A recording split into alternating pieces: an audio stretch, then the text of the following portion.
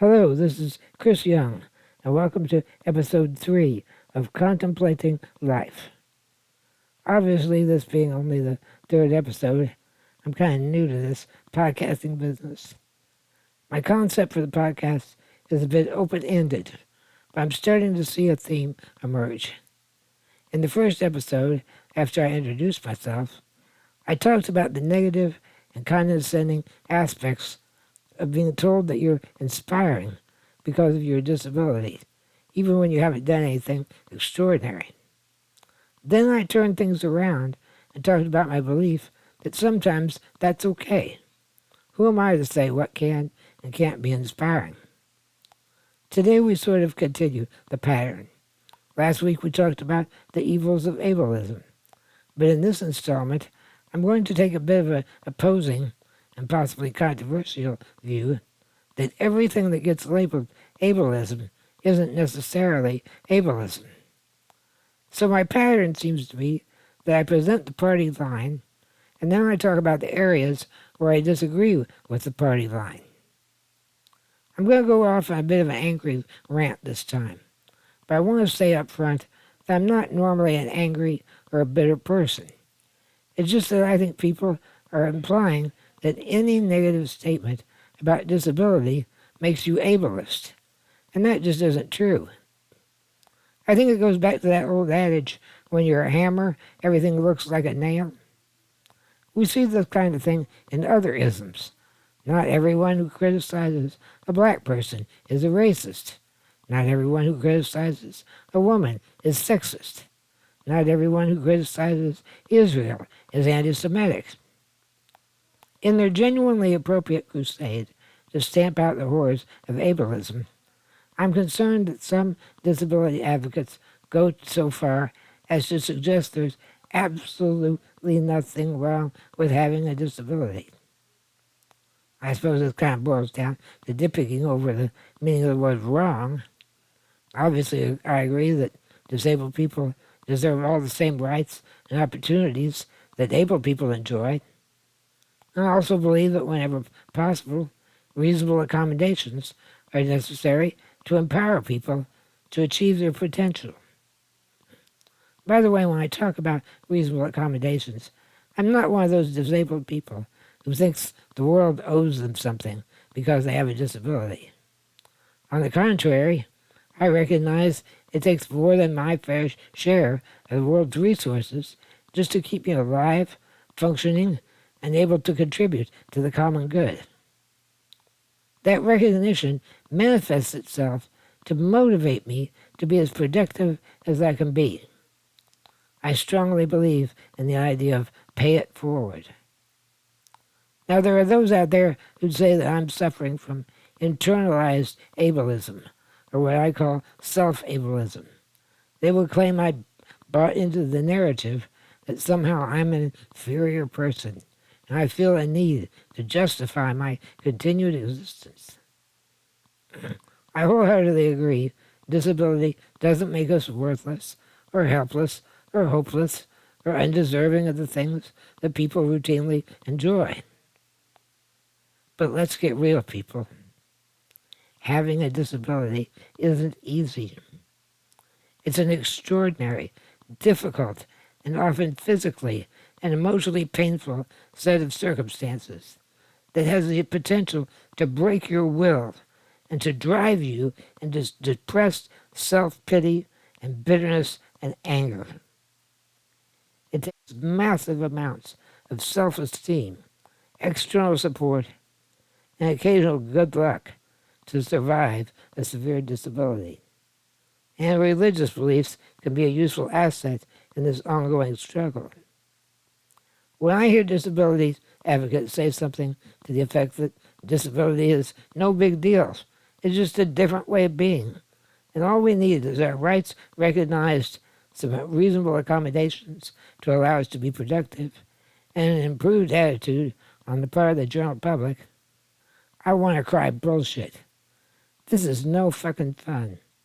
And I'm offended by their attitude that it's no big deal. Now this is coming from me, a person who by many accounts has a very positive attitude about my situation. I'm not a person who is typically bitter, angry, or routinely depressed by my circumstance. I just think it's a massive amount of denial to claim there's nothing wrong with the situation. Again, depending on your definition of the word wrong. In my as yet unsuccessful quest to become a published science fiction author, I wrote a story about a guy who was on his deathbed. He had the same disability as I have. As he was lying there, his life slipping away, he heard a disembodied voice that offered him the opportunity to live his life over again without his disability. His consciousness would be transported back in time to the day of his birth and be implanted in a non-disabled version of himself. He was essentially given the opportunity to reboot his life, to live it over again, and see what it would have been like not to have his disability. I hesitated to submit for publication for fear of the backlash it might receive from the disability community. Many would criticize for saying that it perpetuated ableist myths that life with a disability was an undesirable situation. By the way, I did go ahead and submit it to several print and online sci-fi and fantasy markets, and I got a nice stack of rejection emails, but I don't think that had anything to do with the theme of the story. For whatever reason, they just weren't interested, nor were they interested in the 9 other stories I've written and had routinely rejected. But that's a topic for a different day. Put this attitude of, it's no big deal, into perspective, and compare it with other major life challenges. Would you say to a person who was trapped in poverty that they should accept their condition, which was simply the hand of cards that life had dealt them? Would you say that to a person in an underdeveloped country that the violence of perpetual war, food insecurity, and insurmountable poverty should be accepted as no big deal? What kind of abject insensitivity is that? Let's fantasize for a moment about living in an ideal world. I can share in the dream of Reverend Dr. Martin Luther King, Jr., in which people are judged by the content of their character and not the color of their skin. It is possible to build a society in which racial prejudice does not exist. That dream of true human equality is achievable. I can imagine that faced with life-threatening police violence and rampant hatred and racial prejudice, some black people wake up in the morning and wish they weren't black. However, the only negative aspect of being a particular race is the way in which that race is mistreated for arbitrary reasons. People of color ought not to ever see their race as anything negative. The disadvantages they face are societal, and although it will be difficult, we can change society to eliminate racism. I can envision a society in which men and women are treated equally. While there are biological differences between the sexes, these differences in no way justify the mistreatment of one sex by the other. Neither men nor women should see their gender as a negative. The only reason it can be negative is because of the societal insistence that men or women be limited in their capabilities or opportunities and forced into particular roles. Those who find themselves identifying with neither of the traditional definitions of male or female illustrate the inequity of pigeonholing people into arbitrary categories of gender. While one can celebrate their masculinity, femininity, and non-binariness, if there is such a word, we can better recognize the human dignity of individuals when we don't impose our prejudices based on sex, gender, or sexual orientation. The disadvantages that people experience because of gender issues are completely societal and in an ideal society could be eliminated. I also envision a world in which disabled people are not held back by the limited expectations imposed upon them. We can design a world in which physical barriers do not hinder the mobility of people with physical disabilities. We can have audible signs and warnings, as well as ubiquitous braille labels and other accommodations for blind and visually impaired people. We could teach American Sign Language in elementary school so that eventually large portions of the population could communicate with deaf and hearing impaired people. Stigma could be removed from mental health needs, and attitudes towards other less visible disabilities could be improved. We can create a society that respects the rights of disabled people and gives them opportunities to be productive members of society. But even if I lived in such an idealized world, where I didn't have to worry about getting accessible accommodations, even if I could count on continued attendant care in my own home and avoid institutionalization in a skilled nursing facility, even if I could find employment that would not jeopardize my benefits, even if I could marry someone and not have their income or my marital status risk my benefits, even if all the negative things fixable about living with a disability were to be fixed, the day-to-day struggles of living with a disability would still be a pain in the ass. My late friend Rick Ruiz, who worked with me for 3 years as my home health aide, would get me up in my wheelchair each morning and ask, "Are you comfortable?" On one particularly bad day, I couldn't help myself but giving up a brutally honest answer. I said, "Rick, I have 2 dislocated hips, and they've been that way for decades. The balls of my hip joints have painfully rubbed against my pelvis for so long that they've ground away the pelvic bone and cut themselves new sockets.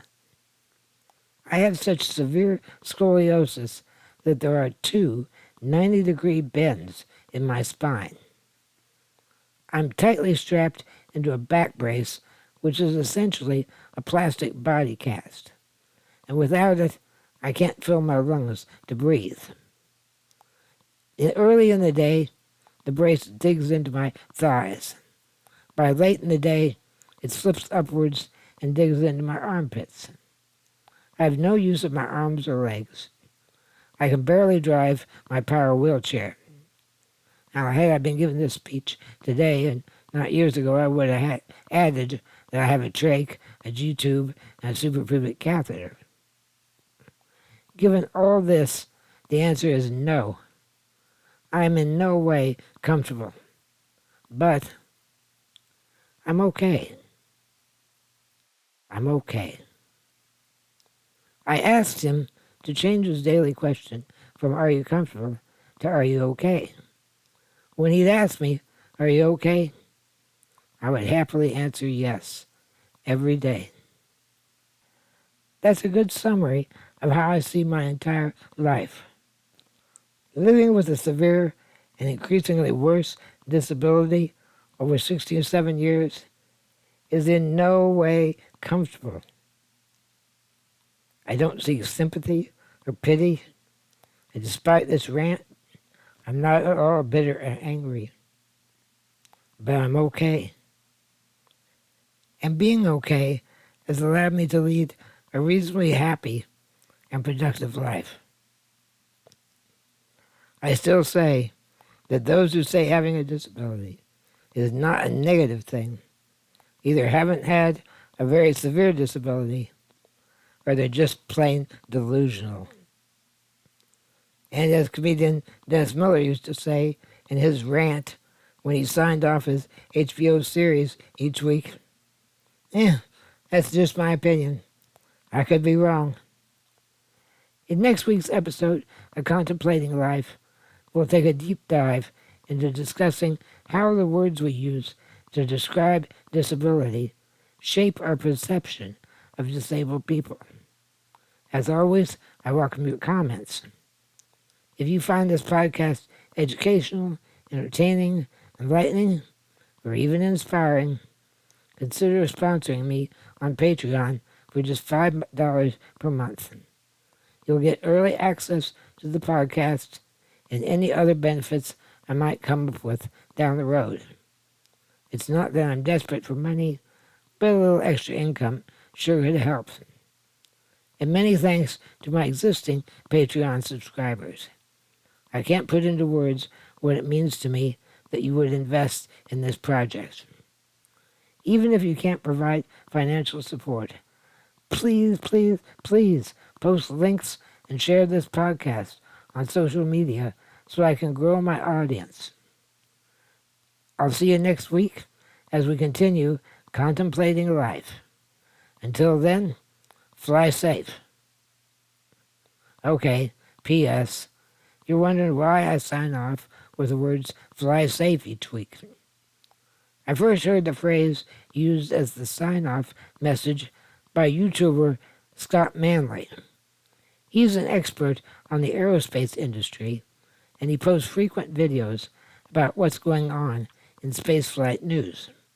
I highly recommend his channel. He signs off each week with fly safe. He also mentioned that for a time he was a frequent player of the outer space MMO game EVE Online. When I started playing the game, I learned that was the way many people sign off when leaving the game. I really like the phrase even outside the game. To encourage someone to fly means to me to reach your highest potential. And to say fly safe means be your best, but be careful out there. Sure, it's bad grammar. It should be fly safely, not fly safe. But that's not the way they do it in the game. So I say fly safe. So, until next week, fly safe.